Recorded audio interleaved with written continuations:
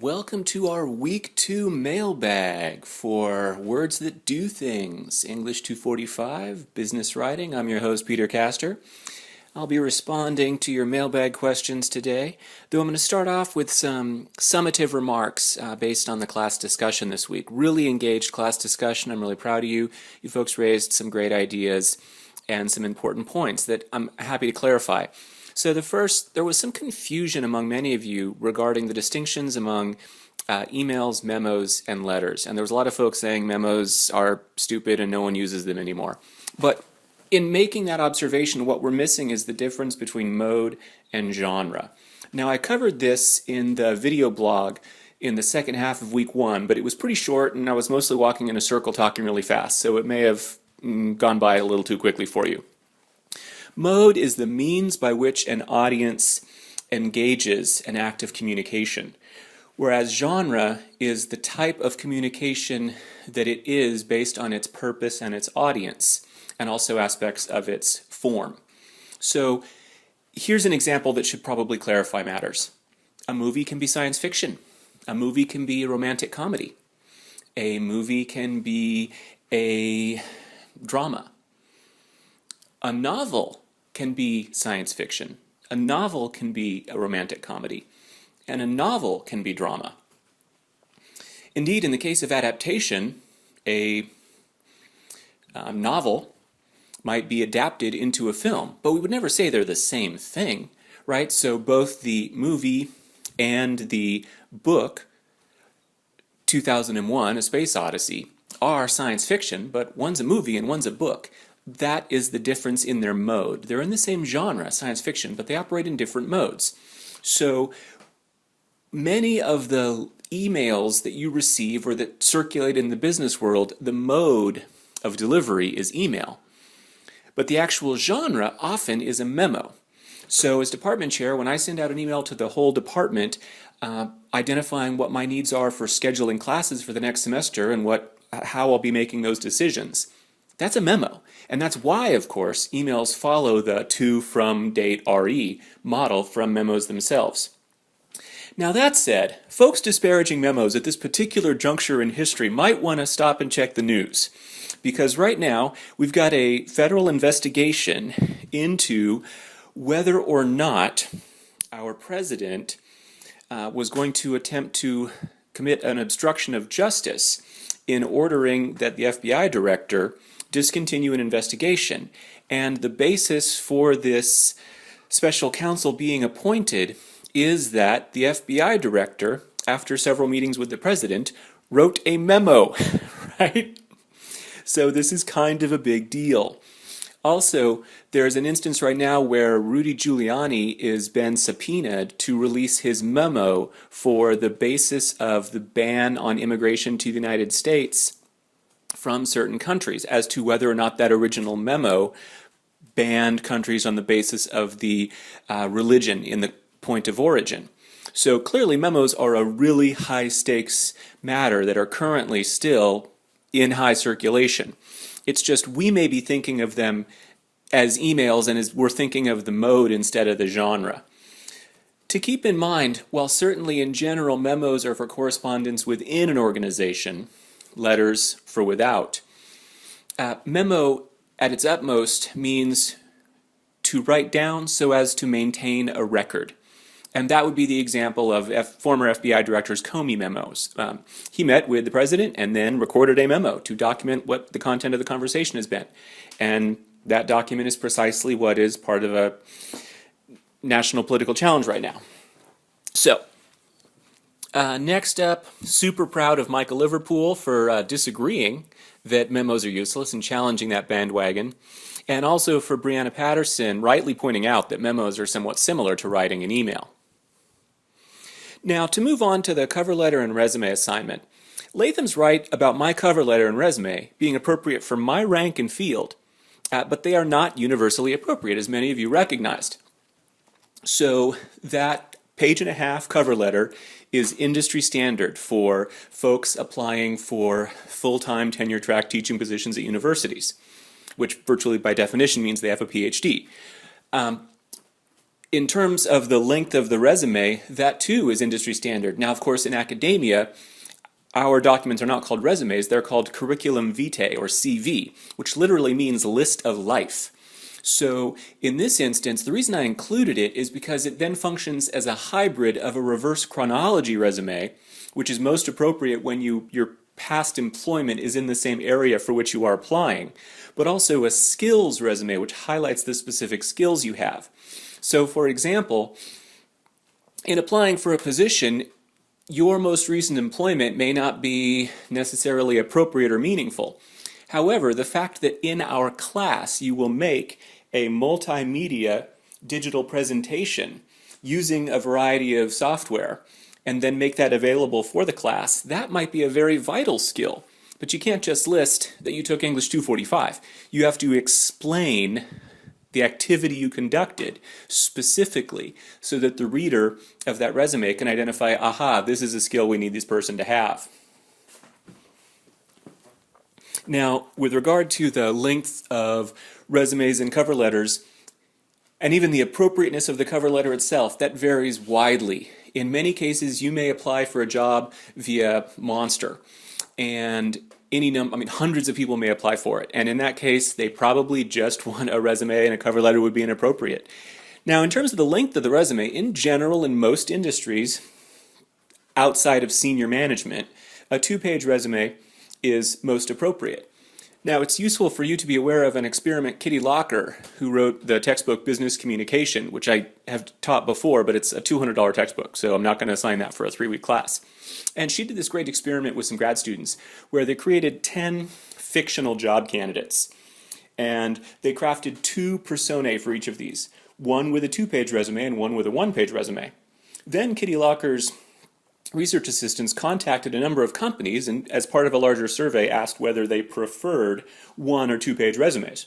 Most of them said they preferred the 1-page resume.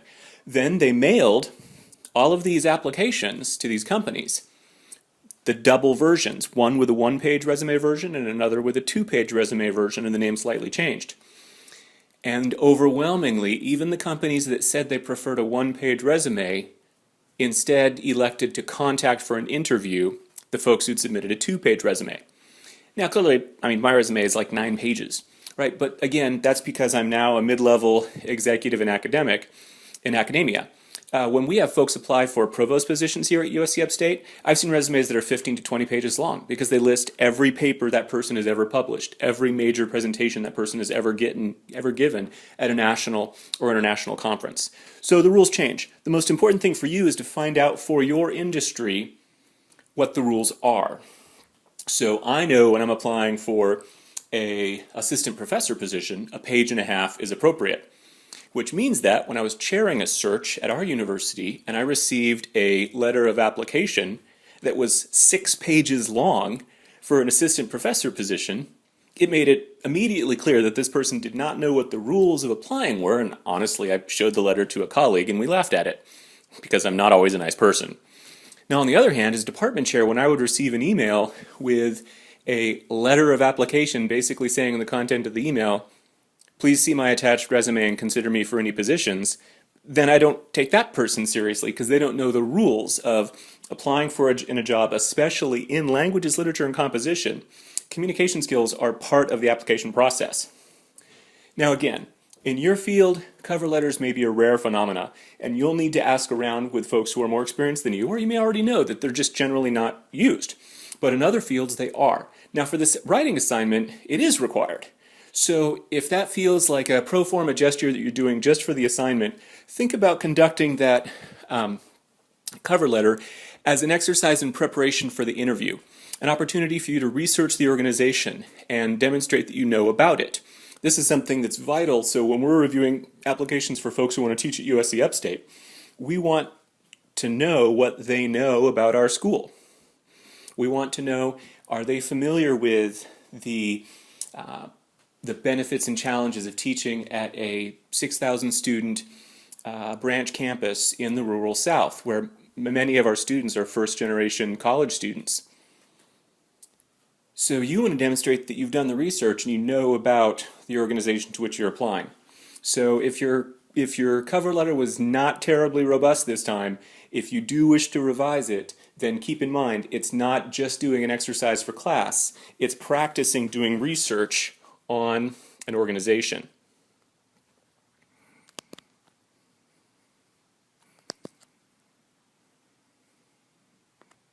So I guess that kind of covers Justin's question. Should in my opinion, how important are cover letters? How often do they get used to determine employment? For senior management positions, they're absolutely vital. For all academic positions, they're vital, and there are a variety of rules. For many positions in the technical field, they may be unnecessary. And in general, the cover letter oftentimes may be the body of the email that features the resume as an attachment. Anna and William offered excellent points regarding college classes sometimes overemphasizing the length of papers. Really, that's just to ensure that the students are doing a minimal quantity of work and a comparable quantity among them.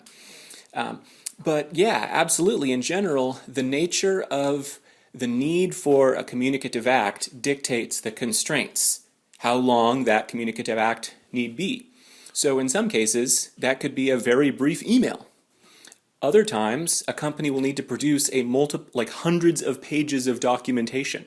And it depends on how important, what the stakes are, how much evidence is needed, how challenging it will be to persuade somebody that the claims being made here are persuasive.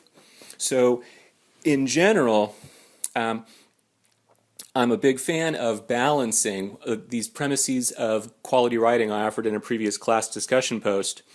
To balance between completeness and concision.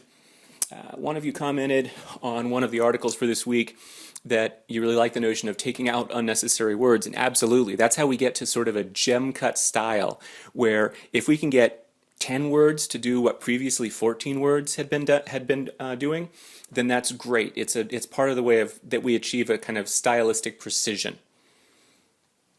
Now, Cassia asks, I enjoyed reading chapters 2 and 3, and it really opened my eyes to the clarity in writing.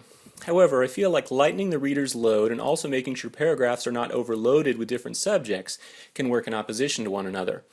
If a paragraph has too many subjects, then wouldn't it be best to create more paragraphs to spread out that variety? At the same time, this would increase the reader's load. Is there a way to offset this? Absolutely. It's the balance of concision and completeness, and also maintaining clarity while demonstrating the ability to manage complexity. So if there are 3 key ideas that are deeply integrated, then it's perfectly possible for a paragraph in its topic sentence to identify those 3 key ideas and then to begin to expand upon them. But as that paragraph gets longer, it might be appropriate to hit return and have the next paragraph pick up with a transition. The second of these points, and then move into that one.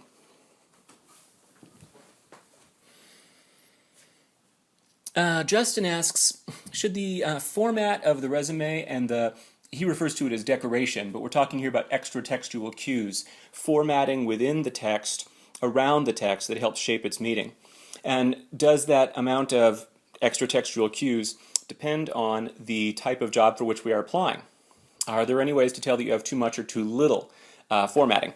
Absolutely. So if you're applying for a job that emphasizes graphic design, then clearly the graphic design of your resume itself, its look and feel, is going to be the first testament to your abilities. Err on the side of simplicity.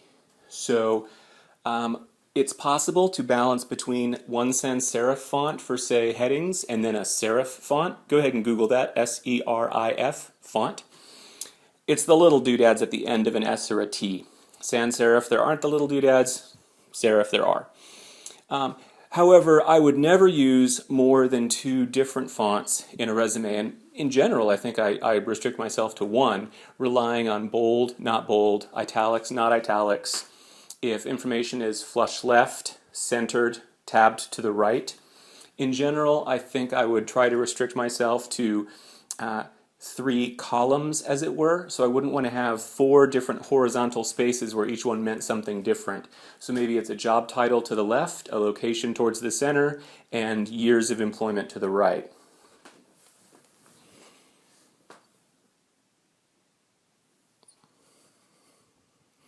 Next up, William asks, in a cover letter, is it okay to write less formally to try to get your personality across to the readers, provided you still use proper grammar, sentence structure, etc.?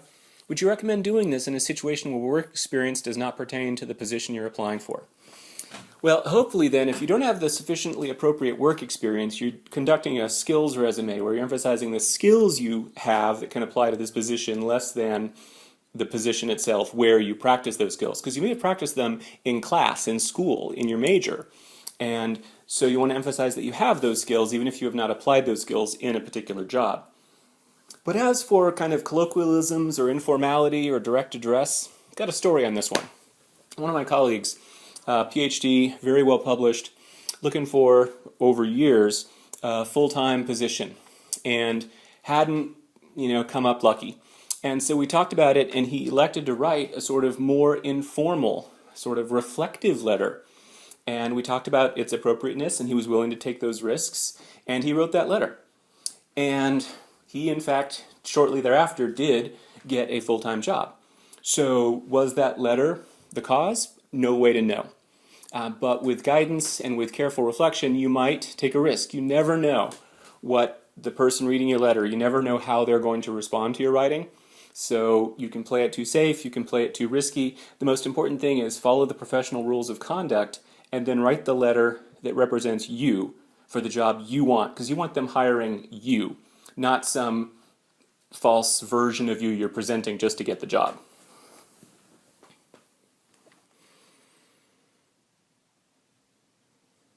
I think I've already answered Latham's question as to the appropriateness of cover letters in all fields and whether it's just practice.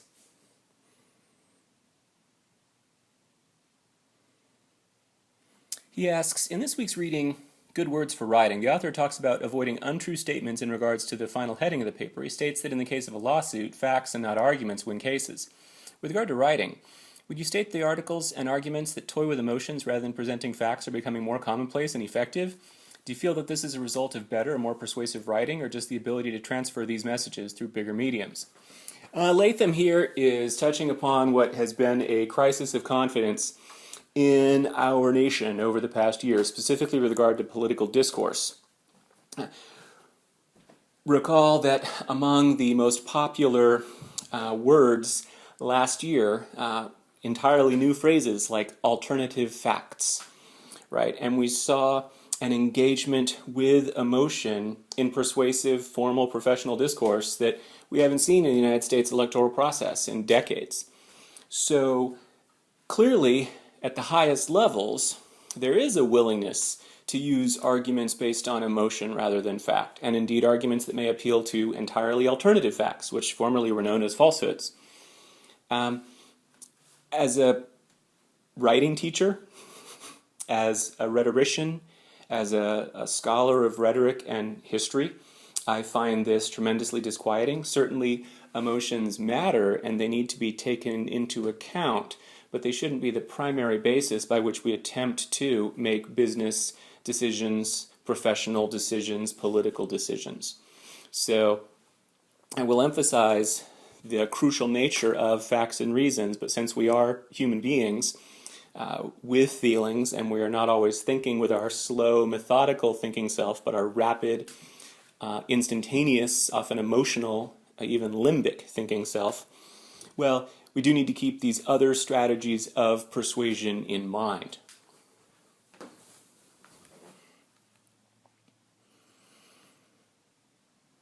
Anna asks, which is the better way to do our presentation, the Greek way or the opening, problem, solution, and action way?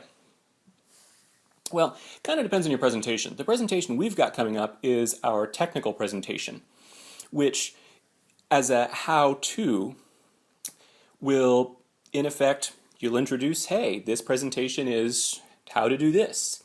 Now, the problem or the challenge you face is, well, how to use this software. And then, step by step, you'll walk your viewers and listeners through that practice. And as such, that opening, problem, solution, and action step seems a sort of, more scaled presentation. The Greek way is really rooted in the Attic Greek or classical Greek, 4th and 5th century BC Athenian tradition of the polis, which is our sort of proto-democratic space in Western world history, where voters, land-owning Athenian men, would get together and decide the course of the democracy of Athens. And so argument and persuasion were critically important in this context. And so the presentation in that classical Greek fashion is very much about persuasion, whereas the opening problem, solution, and action step is more of what we might call less persuasive and more procedural. Anna next asks, how do I know if the visual aids for my presentation are too much, if they have too much information? Well, we've probably all heard the rules of using PowerPoint are never have more than 3 bullet points, more than 7 words per line, no more than 21 words total. I'm half making these things up because these kinds of rules are stupid. Yes, it is possible to break PowerPoint by including far too much visual information, but including far too much visual information can sometimes be the very point you are trying to make. So the most important thing is it visible? If there is more information on a screen, then your viewers need more time in order to engage all of it. So it really depends on how the more information is on each screen, each slide, each 10 seconds of footage, well, then we need to control the pace. We need to make sure that we are providing our viewer enough time to follow along and not get lost. Because again, with your technical presentation, you're thinking of it as, I have to make this presentation so I can get a good grade.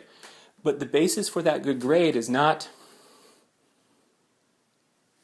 just your presentation and how it looks and sounds. It's, is it successful at teaching the viewer to engage in this specific skill?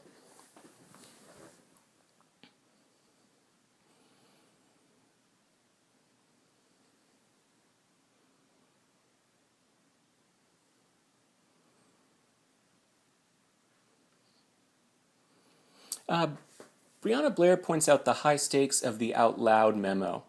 And William asks, how was the out loud memo received? Was there any fallout from the decision to select out loud as the required reading? Did the controversy affect how required readings have been selected since? Well, I can answer that question. So initially, that memo was written as an internal document for my own institution because senior administrators were getting some complaints, as I was getting some complaints from community members external to the university, parents, a clergyman, members of a political action committee, the Palmetto Family Council. And I was asked for some very specific information that I was uncomfortable being asked. I was asked for the names of the people who were on the committee who selected the book. So instead of providing that information, I wrote a much longer explanation of the process, relying as heavily as possible on facts and reasons. Though, of course, there's also clearly in there arguments of value, what we should value to be true in terms of academic freedom and in terms of recognizing human diversity. And I think in the last line, you'll see actually a refutation of appealing to arguments of facts and reason in preference for arguments of value and emotion. So if you go back and read those last 2 sentences, you'll see something happening there. The reason I wrote that document in such a lengthy fashion and to erring on the side of completeness was I wanted the writing to be successful, so it didn't just persuade our executive administration of the rightness of our selection process and its legitimacy. I wanted the description to be so thorough that instead of saying it in their own words, they would just copy and paste my document and send it forward, which is exactly what happened. Now, of course, my authorship disappeared because I write for a corporate entity, USC Upstate, and if I'm writing a book or an article on my own, then that's mine. But if I write a syllabus or if I'm writing documents that are part of my work as department chair, then that belongs to the university. So I had no sense of ownership of it. I was delighted. In fact, it was the whole point that when Harris Pastides, the USC system president and president of USC Columbia, received some complaints from members of the statewide community, his response from his communications office featured paragraphs from this statement, which I'd written not just as a memo, but to be adapted as a press release. Our own university communications office sent out parts of it as well. And parts of it ended up on Nikki Haley's desk because she was governor of the state then, before moving on to her more illustrious outward-facing position now. And so in the end, it was successful insofar as The complaints died out, and of the two state Congress people who most sharply opposed our selection, I don't believe either one of them is in office. I know at least one of them is not any longer. And a few months after the furor died down, the Supreme Court made gay and lesbian marriage the law of the land.